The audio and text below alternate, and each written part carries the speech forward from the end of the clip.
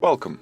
Today in front of me I have the Xiaomi Redmi 13R, and in today's video I'll show how you can capture a screenshot on this device.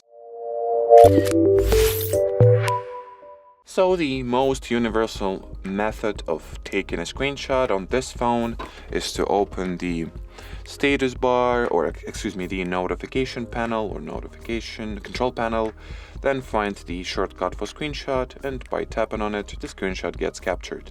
But I would agree if you were to state that this is not the most convenient method by far.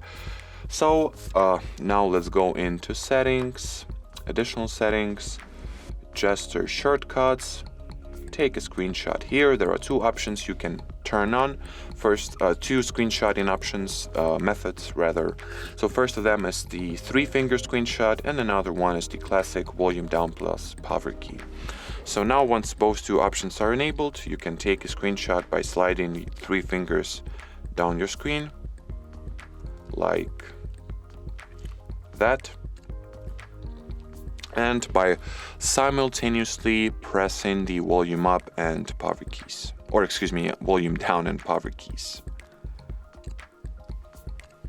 So I would assume that will be it for this video, guys. So thanks for watching, and bye bye.